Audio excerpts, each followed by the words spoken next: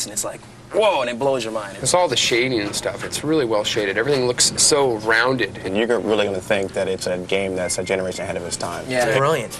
Last-second timing stuff in there where you have to jump real quick. I think a lot of people are going to be surprised at the kind of game that Donkey Kong Country is.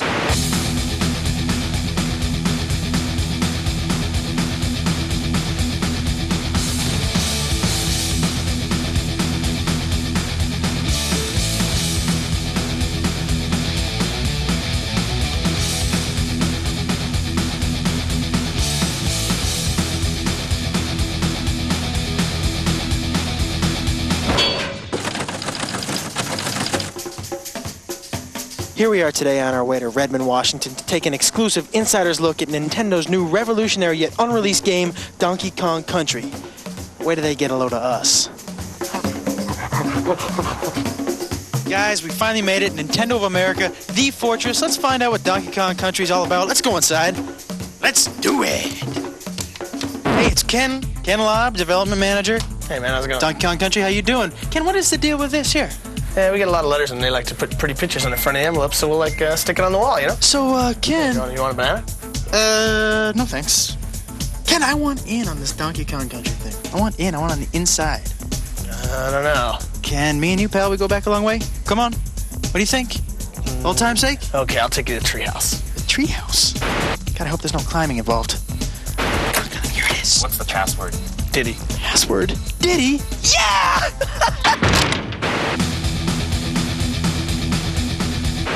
You know, after about 1,000 ditties, we finally get into the treehouse. We're gonna say hello to Tony Harmon. He is the product development manager here at Nintendo. Tony, how you doing? Pretty good. Welcome to the treehouse. Thank you very much. And I want to know the story behind the game. You're here to talk about the story. I'm the wrong guy. We need to get Dan here. This is Dan Olson. Oh, Dan! What's up? How are you? Pretty good. Good, Dan. I want to know something about this story. Basically, we had a chance to kind of create a new story for Donkey Kong. We gave him a world to live in, some supporting characters, foremost among those Diddy Kong, the little Kong wannabe monkey guy. Little Kong wannabe? He's a cool little dude who follows Kong around, tries to be just like him. The story actually picks up with Diddy sitting in the jungle guarding the banana horde. No sooner does the storm start, nightfall, Kremlings come, stuff Diddy in the barrel. What are...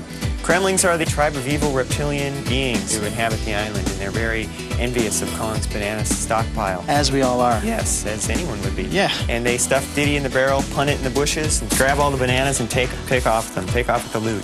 Donkey wakes up and... Next day, Kong wakes up, where's my bananas? He goes out to find him. Rescue his little buddy, find out where he is. But Kong's angry, he's got his little buddy back, but he needs his bananas. So we get the Kremlins, we got Diddy, and we get the big fella. Tony, did you have a favorite character? Are there more characters in this? There's a lot of characters. I like the whole Kong family. We got Cranky. Cranky's the star of the original Donkey Kong game. Still alive, is he? Dad or grandfather played that game. Wow. Then we also have Funky Kong. Funky is kind of the California surfing kind of Funky Kong. Yeah, he That's runs nice. Funky Flights, and the Funky Flights allow you to fly around to different parts of the game. We also got Candy Kong. Candy Kong is Donkey Kong's love interest. Okay, good. I was wondering, maybe I could take a look at the game? Yeah, sure. Right over here. These guys are so easy.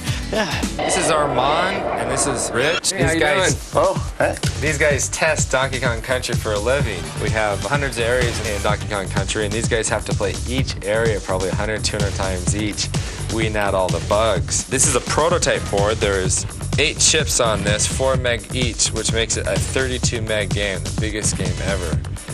This 32 megs allows us to do a variety of action and a variety of backgrounds. We have snow levels, jungle levels, The pyramid type levels. pyramid levels, The cave scaffolding levels, level. The forest levels. Mines. The industrial level. And underground, factories, all kinds of A lot of different bizarre levels places that you wouldn't expect to find on an island. Yeah, it does. We've got a bunch of guys that call it goodies. These guys help you out. We got Ramby, who's a rhinoceros, who bashes through some walls, helps you find some hidden areas. We got Winky the frog. He's bad. He can jump on top of a lot of chairs. Espresso either. Yeah, we got Espresso. That's an ostrich, a flying ostrich with these little bitty wings, and goes flapping along the top of the screen. We have a lot of other special effects we do as well. On the snow level, we have 12 different layers of snow going back and forth. We have forest levels with parallax scrolls for dimension in the game. How did this project get started? Visited my friends at Rare. Rare's been working with Nintendo for a number of years, and Tim Stamper, the head creative person there, was telling me about an idea he had to make a game out of fully rendered characters. Tim, I was just curious as to how you made them look so real. Because we're based in Twycross, we have a zoo about 2 miles away. Ah, you went to the zoo. The zoo, yeah, and had a good look at the gorillas and the monkeys, and with video cameras, it was pretty funny. Hey, big fella. Hey, there's Diddy. Diddy Donkey. Oh, get out of the way, Diddy. How's it feel to be a prototype, fellas? Using advanced computers to produce a three-dimensional model that we can display on a computer screen. So, what do we got to eat here? Well, today we got the cream of banana soup, the banana and peanut butter sandwich. Hey, your name is George, George Zachary from Silicon Graphics. I was wondering if you could help me out a little bit in explaining the game. Sure, it's a really cool game. It was created on this thing called the Challenge, which is this really advanced supercomputer. Basically, picture 20 supercomputers in a box. Now, with all this technology, am I going to have to buy an adapter for my home Nintendo? Not at all. In fact, when the game was created on the Challenge, it was basically specially output to the Super Nintendo game system. So it basically comes in a cartridge, you stick it in the system, and you play. How do we make the roundness, the 3D? Actually, it was created on the Challenge, first in wireframe. Actually, then you grow shade them, or you can Phong shade them, and then you actually texture map them. And you can even trilinearly bitmap interpolate. That sounds a little dangerous. Let me ask you this. I heard downstairs something about ACM Yeah, that's technology. advanced computer modeling. Basically, what you can do with it is it lets you create fully realistic, fully rendered 3D graphics, so the person has a sense of really being there. Same computers that were used in Terminator 2, Jurassic Park, new movies like True Lies, Mask.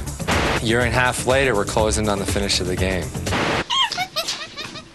All right, here we are. We're about to talk to two guys who play this game 24 hours a day, 7 days a week. And guess what, folks? Guess what? They get paid. This is Henry. Henry, say hello. Hey, what's up? Henry, we were wondering if maybe you could show us a couple tips and pointers. Yeah, sure, no problem. That'd be great. Okay, well, this is the first level, and this is Donkey Kong's treehouse, and that's where we got our name from. And there's a banana arrow on top of the trees when you first start. Donkey Kong can drop down there, and he can knock the keg out of the floor, and he can roll it up against the wall and bounce back and ride it. And Donkey Kong will just cruise straight through the first part of this stage, and it's a good way to get people started off. You can just bowl over some of the tougher enemies that might have gave him a problem. Right. Yeah, hey, you hungry? You want a banana? No. Well, I guess I could show you something else, too. This is a snow level later on in the game. It is snowing. Donkey Kong can now ride thin barrels and shoot out. And this one part here is a series of barrels, and if you can navigate it properly, almost perfect, and not miss anything, you can score a bunch of free men at the end of the level. Bunch of free men, not just one. Yeah, a bunch. A blue balloon comes up, and Donkey Kong can grab it. There it is. Is it very hard? It's tough. You got to get it down perfect. And Wow, so there. you got a bunch of free men. Let's go talk to Isaac. This is Isaac. Isaac, say hello. Hello. Isaac, I was wondering maybe you could show us a couple more pointers. Possible? Yeah, I can do that. No problem. These guys are great. All right. What do we got? We got more snow. Yeah, we have more snow here. Okay. What we're going to do is we're going to jump on this igloo and use this really slow vulture. It looks peculiar. Peculiar enough to get us into a bonus level. Bonus. And I must say, this is one of over 100 bonus levels. 100 bonus levels. Yeah, and in this bonus level, Not you something have you see in every game. Absolutely. You have to guess which barrel that this golden medallion's going to wind up in. Like to take a guess? Yeah, the far right. Okay. Oh, you're very good. Very good. Okay, the second tip I'm going to show you, it involves our little friend Diddy. Diddy. Yeah, Diddy's the cool guy. You walk over to this little thing here, you jump on top of it, and you're gonna grab that rope, let the rope take you over, jump right on top of that little stump in the ground, pick up the TNT, walk over to this oil can, blow it up, fall right into another bonus level. Now, what you want to do in this bonus level is jump out of this canister here, out of this little can, and grab the balloon. So we have some pointers now. Good thing you came with us, because you learned some things today that, boy, you're not gonna learn just anywhere else. You thought it was gonna be a waste of your time, didn't you? Fried green bananas, bananas au gratin. Video game music should draw you into the game. In Donkey Kong Country, we had graphics that were way beyond anything else that's ever been done. We were also hoping to get some music better than anything that's ever been done. This music, for example, is very upbeat, fits with the jungle. It's an early level. The level's not very hard. The music is kind of nice. Okay, now here we have the music that goes with the water level. Now, in this level, you've just finished a really, really hard level in the game. We use this music and this fairly easy level as kind of a reward. because the music is so good, we're putting this music on a CD. You know, something that's big in Japan for many, many years is game music on CD.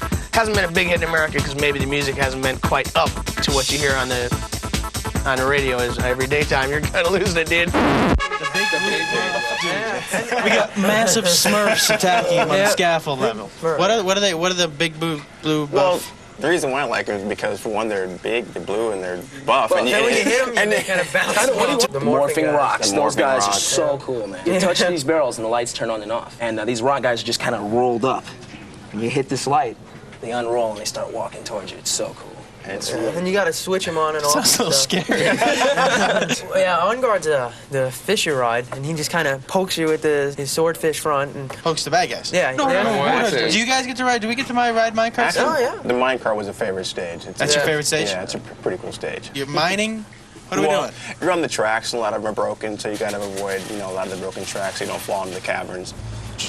When we put this out, what do you think your friends are gonna think of this game? I don't think really you have to tell them all that much. Once they see the pictures, it's just gonna be like, you have to have it, you know it, get it. It's one of those games you don't get bored with. You know, I've played it probably 100 times, over 100 times now, and I'm still getting better. I'm still getting better in stages. There's certain stages I can improve on and keep getting better. Tell you what, you better reserve this game before November 21st, because that's when it comes out in the stores. I already got mine.